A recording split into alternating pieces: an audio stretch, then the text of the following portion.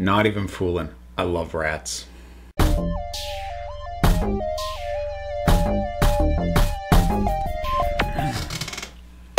Patreon sponsored review time. Last couple of these were films that I had not seen before I got the request and the commission, effectively, to review them for the channel. This one I have, and it's been one that part of me wants to say, like, I've been meaning to talk about it for a long time, and that's kind of true, but kind of not. Like, it's been on my list of stuff to eventually do an Animation Junkie on since I started doing Animation Junkie, but so has about 50 other things, which I haven't gotten to either. So it was never a high on the priority, so it's kind of nice to have a reason to bump it up and actually talk about it. So let's discuss The Secret of NIMH.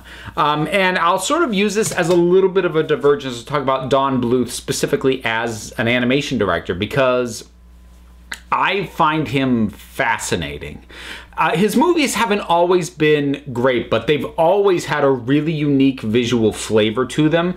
They have this, especially with some of these stories, this really amazing mix of, frankly, very frightening imagery, yet everything has a roundness to it, kind of a bounciness to it, and yet it's really hard to describe his animation style as excessively cartoonish. It's really pretty unique, at least to my eye it is. And Secret of NIMH was the first film that he directed on his own. He had worked with Disney for a while, but like many sort of up-and-coming, hungry, young-ish animators of the late 70s, early 80s, he got disillusioned there pretty quickly because Disney, at the time he was there, was in a weird place because they, Disney himself, Walt Disney, was no longer around, but a fair number of the old guard was still there and trying to make the new guys do it the way they did it when the new guys kind of wanted to do something new. And there was a lot of clashing of what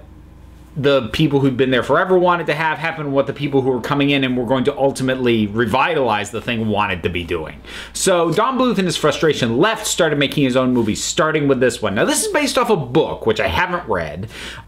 This really is Don Bluth in a nutshell. It is mysterious. It is visually gorgeous. It is creepy. He does moody and atmospheric animation so phenomenally, which honestly can be really hard to find in 2D. You get it in 3D a bit more these days, I feel, because, you know, with the way that you can do lighting effects and things like fog or whatever in 3D animation, especially at this point in time, 2D animation, you really gotta put so much work into trying to make something as visually just oppressive at times as this can be and feel, or you know, the shifts from being dark to being hopeful, and to have that not be jarring, it's really impressive. But okay, in case you haven't watched this movie, let me talk a little bit about the story. So we're dealing primarily with Mrs. Brisby, who is a mouse, so we're dealing with animal characters here, which is typical of Don Bluth. His most popular films have dealt with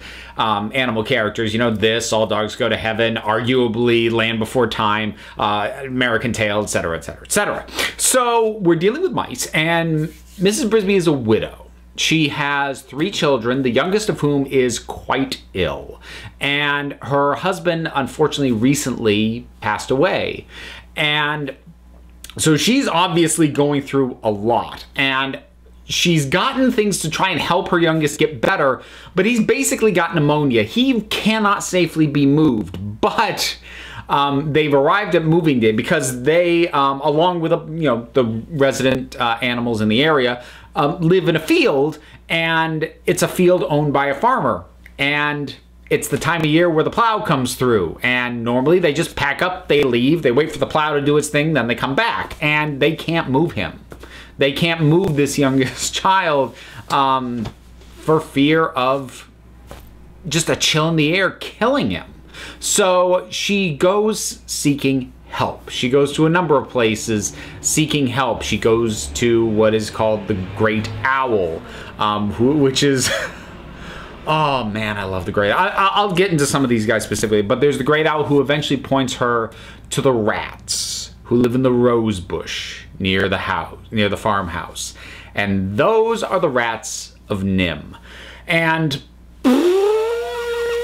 long story made as short as I can, NIMH was basically kind of a scientific experimental thing who increased the intelligence of these rats. They then escaped and they're living here, but they are way smarter than rats are supposed to be.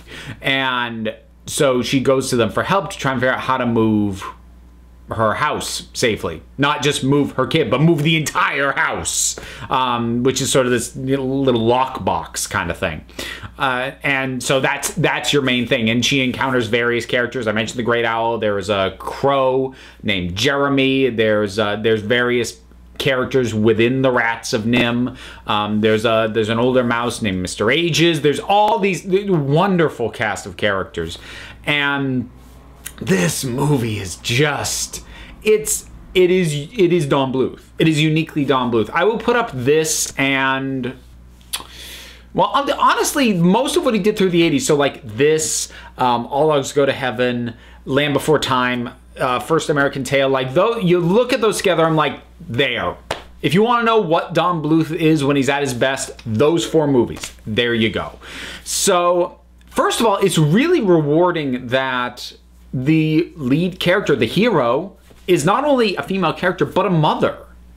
Mothers don't go out and go on adventures. They stay home and take care of the kids. But she is going to go out there and go through a heck of a lot of very scary stuff to protect her family. You don't get those, especially in the early 80s, you didn't get those kinds of stories for maternal characters. Because the assumption is there's kids to be taken care of. Why isn't she at home taking care of the kids? Well, because she needs to go out to do what is necessary to save them. That's why. So she's great, and she is not written as some sort of unstoppable. She's constantly terrified, but she powers through just by the strength of her convictions and the need to save her children. And it's really well done. It's really well portrayed. And the balance of her passion for what she's doing, but also being scared of what she has to confront is handled really well, start to finish, throughout the film. I mentioned the Great Owl, and I'm also going to mention another character who I like for a similar reason, but I'll get to him in a second.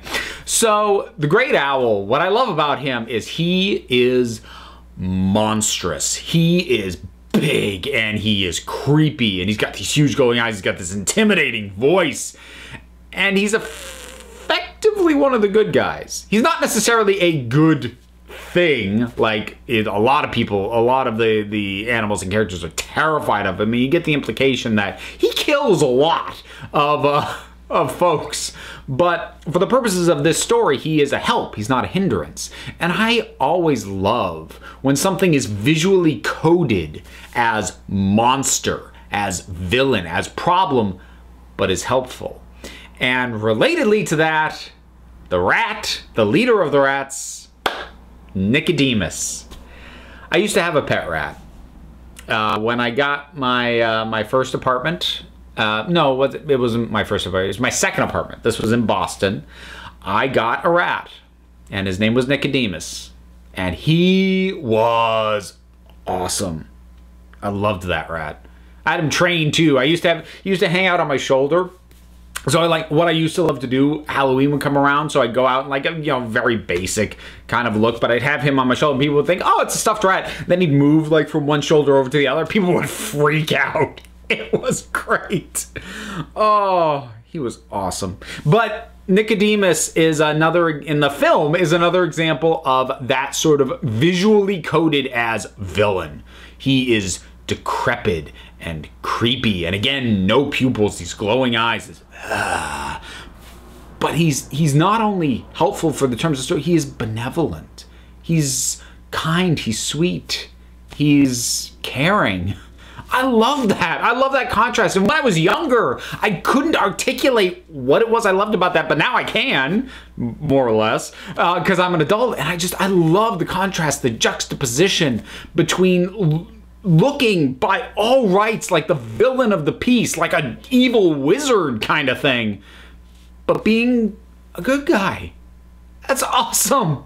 I love it. And the way things build and the triumph of how it concludes all just works really, really well for me.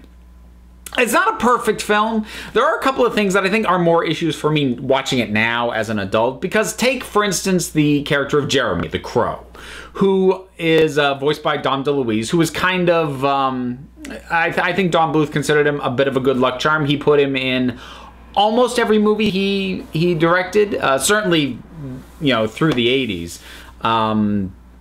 And he's not unfunny, but he doesn't have a lot of narrative purpose besides being funny.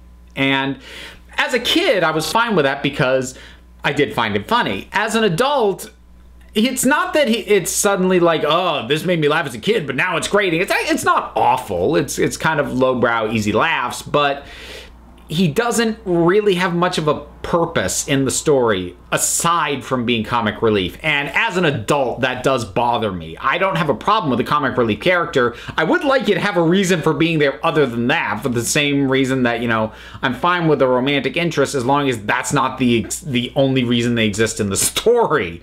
There's no romantic interest in this, by the way, which is another great thing about it. There's like a vague kind of maybe attraction between Mrs. Brisby and one of the rats, but you know what? It doesn't even really get a proper focus, and good on them for that. But there's those kinds of issues. So with Jeremy, the traitorous rat within the group, Jenner, he's just kind of generic.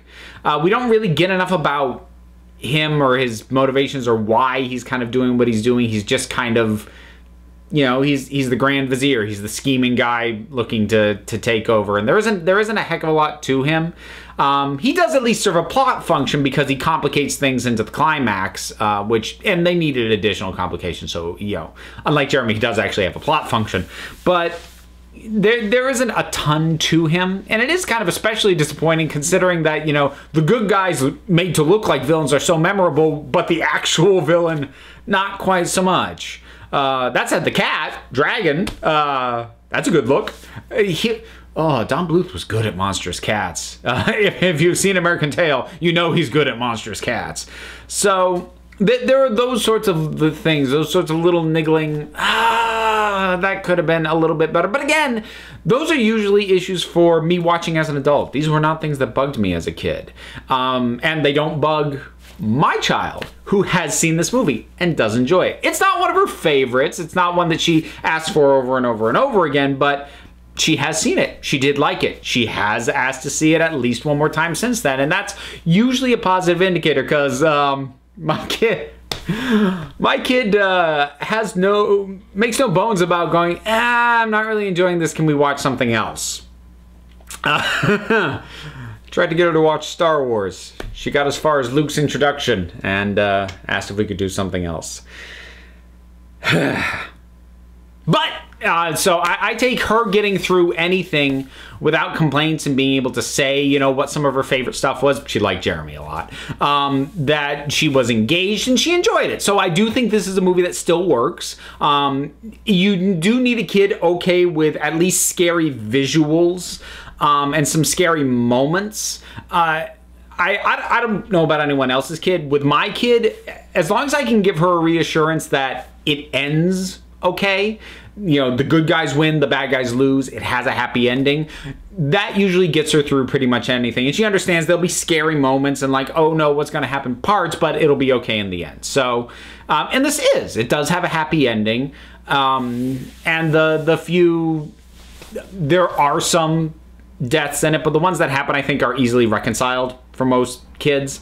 So yeah, I was really glad to be able to go back and revisit this for the purposes of this channel. So Thank you, Patreon. And yes, I can be supported on Patreon. And you don't have to do it at such a high level that you get to actually dictate what it is I'm going to review. Although if you want to, by all means, go nuts. There's more slots available. But in any case, you can hop on over there. Any little bit helps and is appreciated. So until then, have you seen Secret of NIMH? What did you think about it? Whatever your thoughts are, drop something down in the comments. Let's talk about it. You can follow me on Twitter, send me an email, buy a t-shirt, blah, blah, blah, blah, blah, blah, blah. Links for all that stuff is down in the description. So until next time, this council is adjourned.